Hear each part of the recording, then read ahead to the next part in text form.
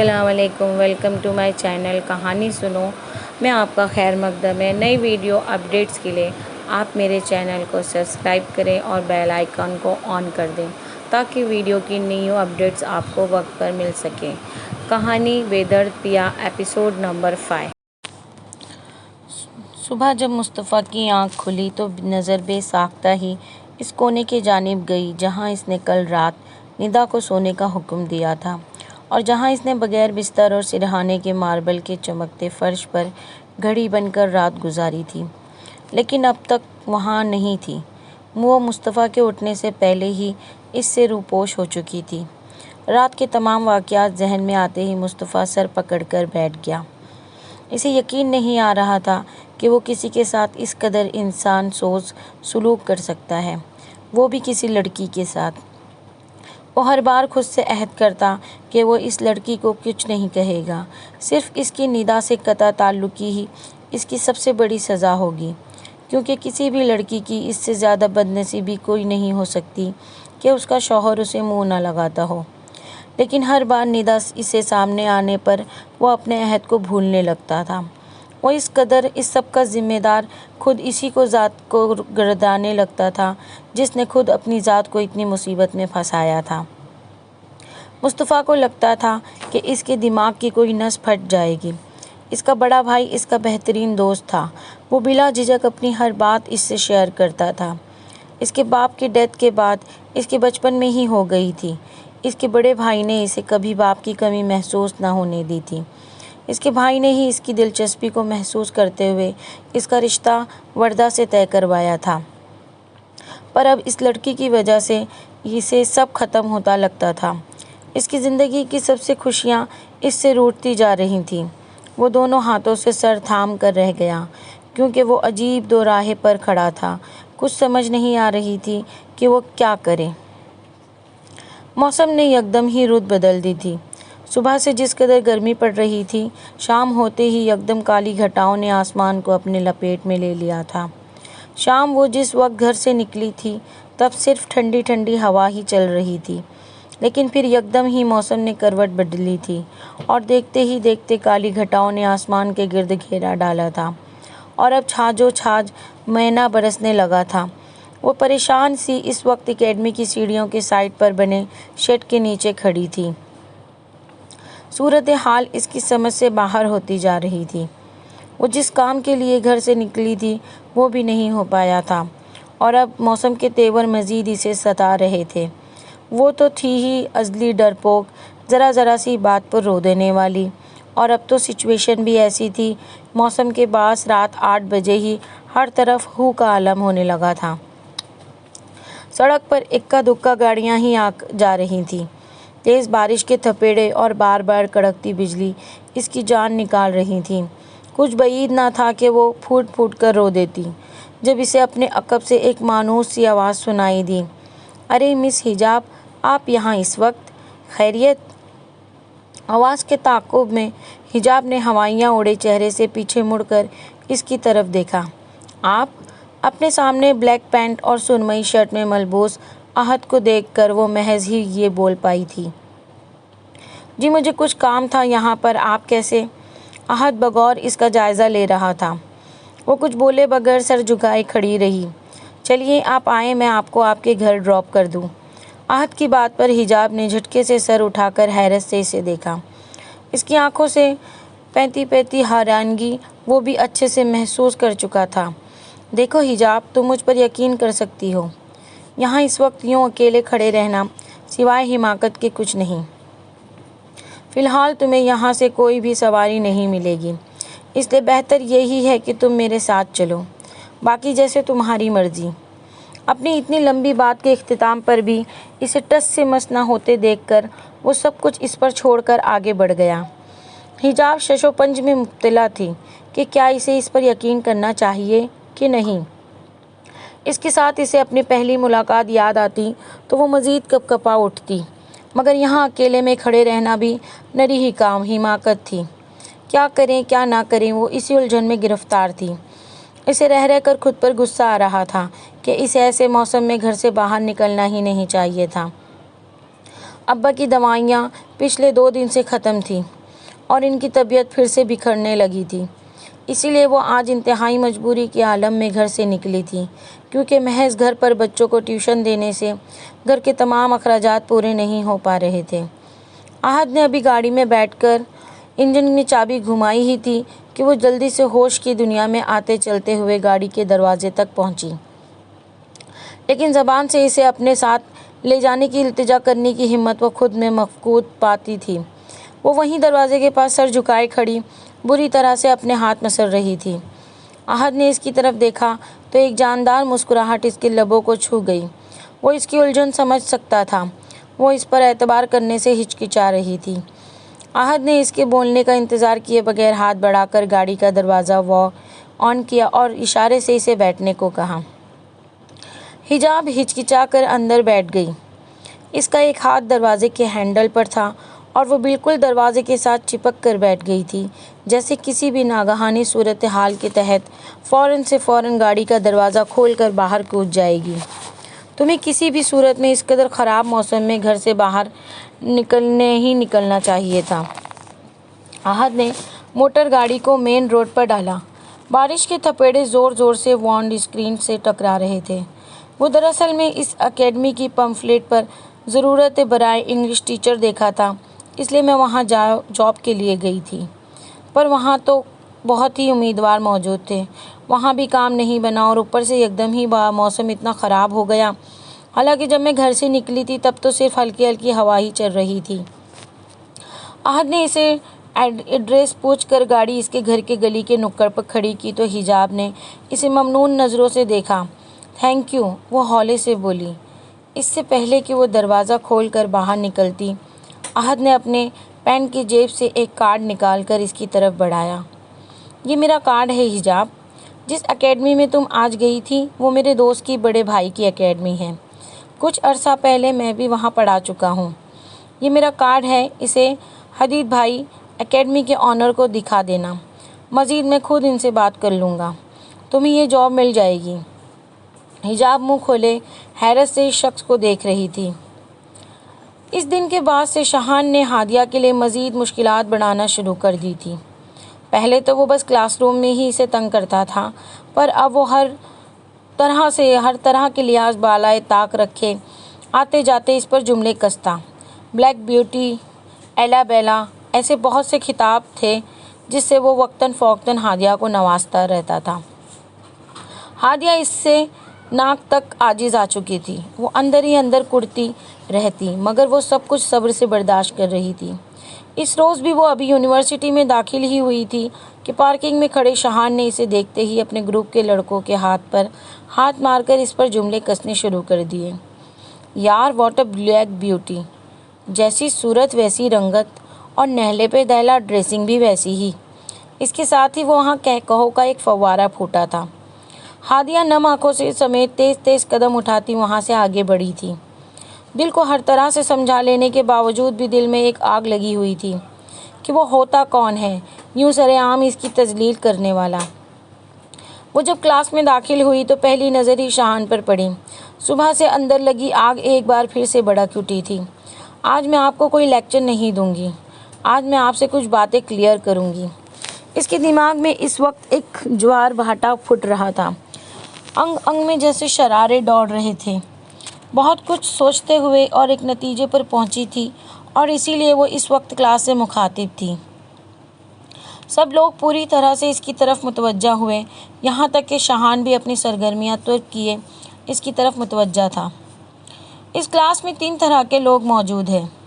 پہلے وہ 20% لوگ ہیں جو خود کو کچھ نہیں بس باپ کے پیسے اور سفارشات کے بنا پر ابھی یہاں پر موجود ہیں۔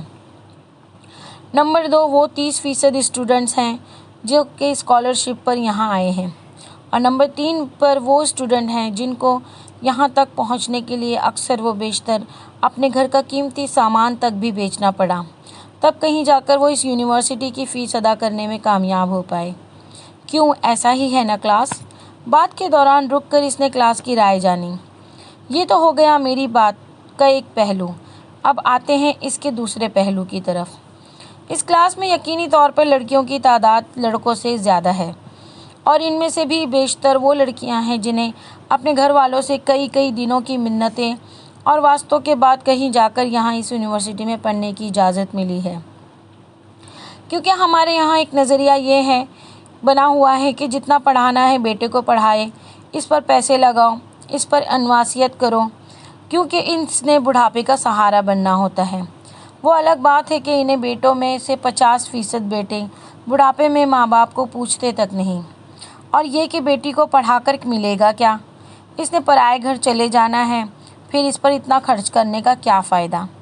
تو بات یہ ہے کہ یہاں پر جو اس وقت 50 لڑکے MBA کی ڈگری لینے کے لیے بیٹھے ہیں، نہ وہ محض 50 افراد ہیں، جبکہ جو یہاں پر 50 لڑکیاں تعلیم حاصل کرنے کے لیے بیٹھی ہیں، نہ وہ 50 لڑکیاں نہیں بلکہ 50 نسلیں ہیں، کیونکہ ہر لڑکی نے آگے ایک نسل کو پروان چڑھانا ہوتا ہے۔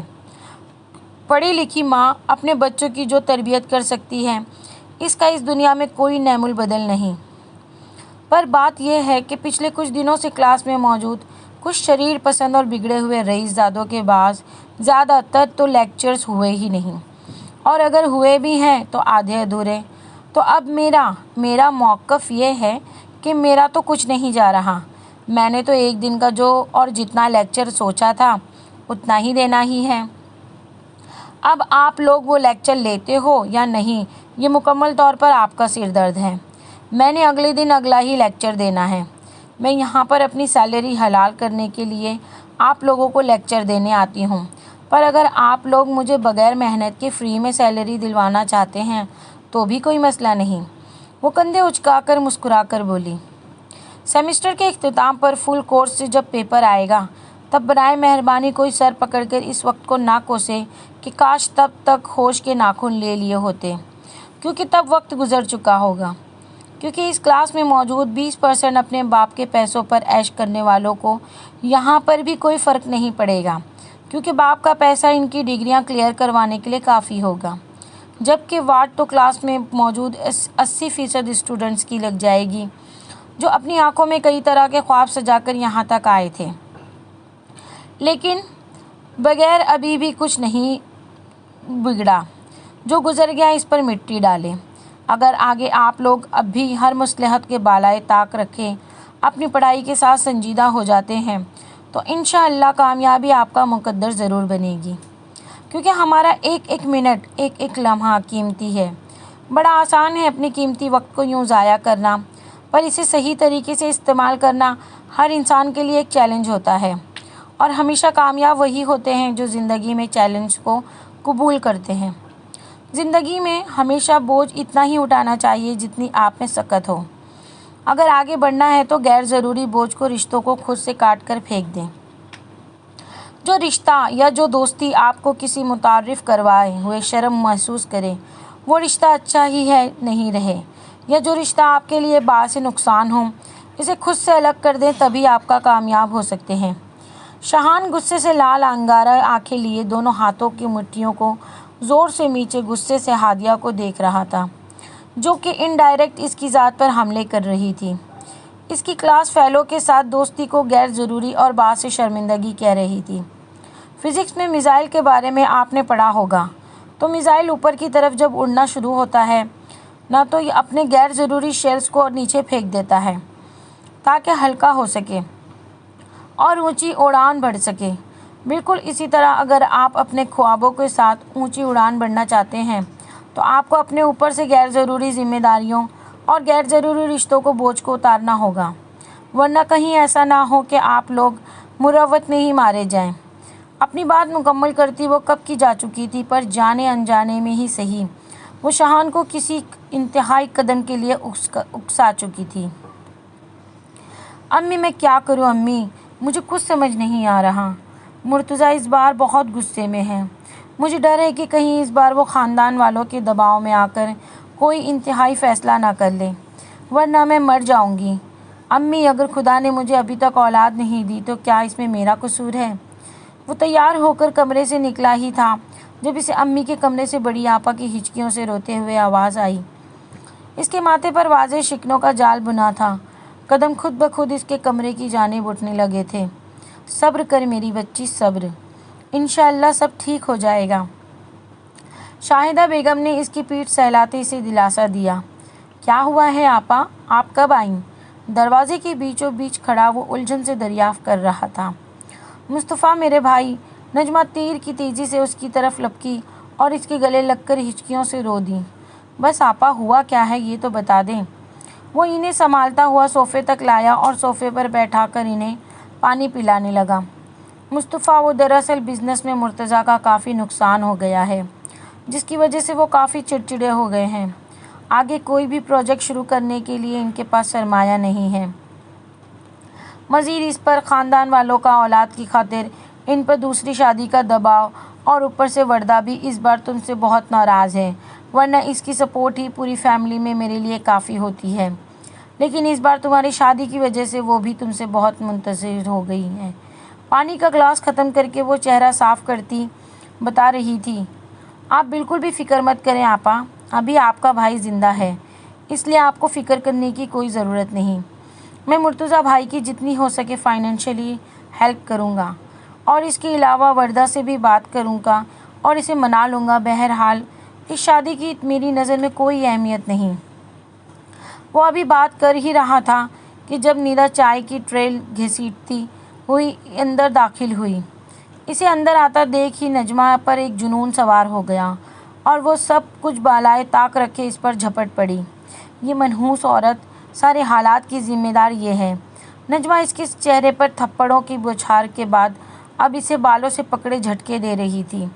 نیدا کی آہ اور بکار اور فریادوں پر وہ کان نہیں دھر رہی تھی۔ مصطفیٰ لب بھیجے خاموشی سے یہ سب دیکھ رہا تھا۔ وہ خود چاہیے اس پر جتنا ظلم کرتا، مگر کسی اور کے ہاتھوں اس کی ایسی حالت ہوئے دیکھنا اس کی برداشت سے باہر تھی۔ یہی وجہ تھی کہ وہ جلد سے جلد منظر عام سے ہٹ گیا۔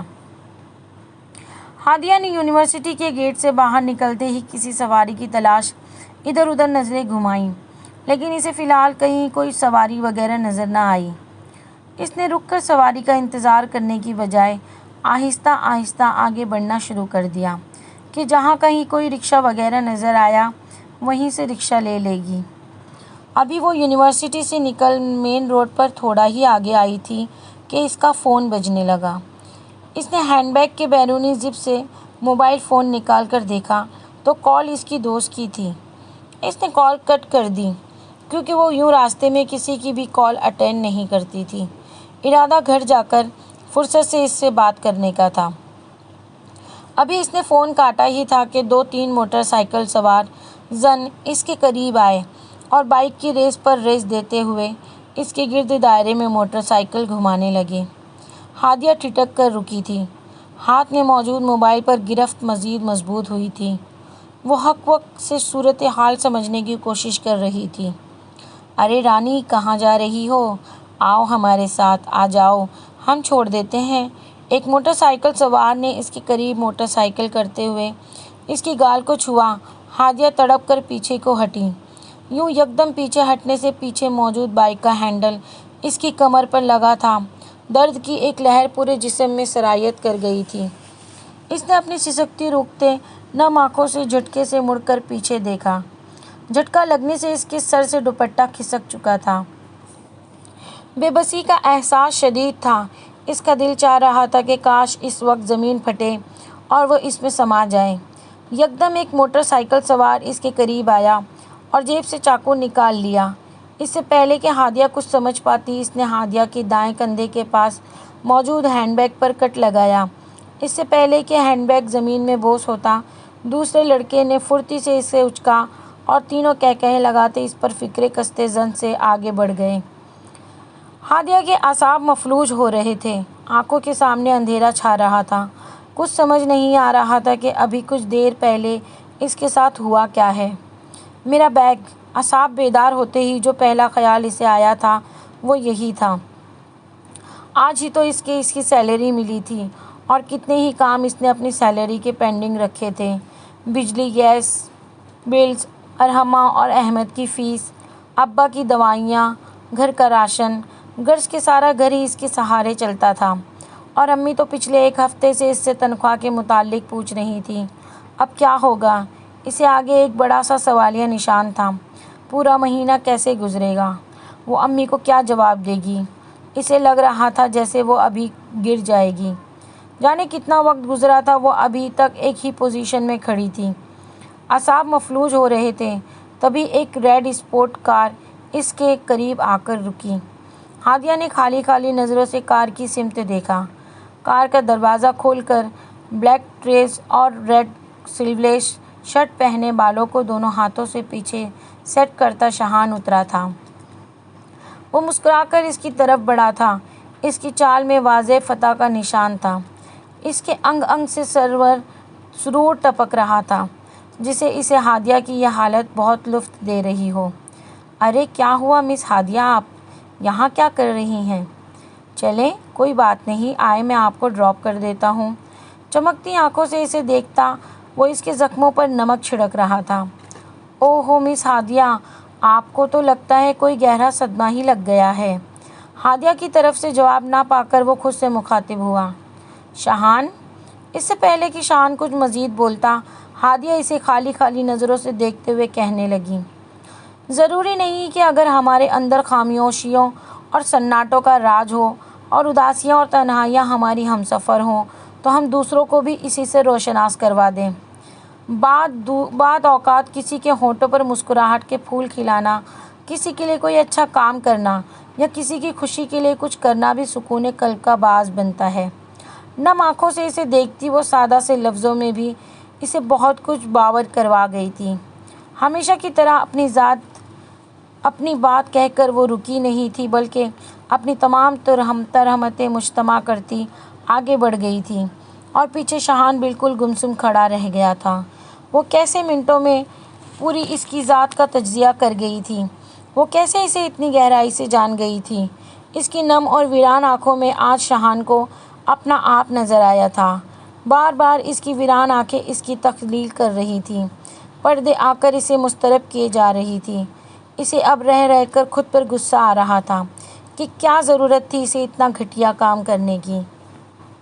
وہ اس کی ٹیچر تھی، اس سے اتنی بڑی تھی، اس کی رہبر اور رہنما تھی، اس کے لیے قابل احترام تھی، اور یہ احساس تھا جس سے وہ شاید زندگی میں پہلی بار روشناس ہوا تھا، ورنہ اس سے پہلے تو وہ اپنے باپ کا بھی احترام نہیں کرتا تھا۔ اور یہ احساس اس کے لیے بہت جان گسل تھا، کیونکہ اس کے اندر توڑ پھوڑ جاری تھی۔ بے شک اندرونی توڑ پھوڑ کا عمل ہمیشہ ہی نہایت جان گسل ہوتا ہے۔ رات دیر سے وہ گھر لوٹا تھا۔ گھڑی 12 کا ہندسہ عبور کر رہی تھی جب اس نے اپنے کمرے کا دروازہ کھولا۔ دروازہ کھولتے ہی پہلی نظر دیوار کے ساتھ لگ کر گھڑی پر بنے وجود پر پڑی۔ ندا نے بھی آواز پر سر اٹھا کر مصطفیٰ کی طرف دیکھا۔ مصطفیٰ پر نظر پڑتے ہی وہ تیر کی طرح سیدھی ہوئی تھی۔ آپ کے لیے کھانا لاؤں؟ مصطفیٰ صوفے پر بیٹھا ٹائی کی نوٹ کھول رہا تھا جب ندا نے اس کے پاس جا کر جھکے سر سے آہستہ آواز میں دریافت کیا۔ مصطفیٰ نے سر اٹھا کر اسے دیکھا۔ وہ اسے پہلے بہت مکمل دکھائی دی۔ نہیں، میں نے کھانا کھا چکا ہوں۔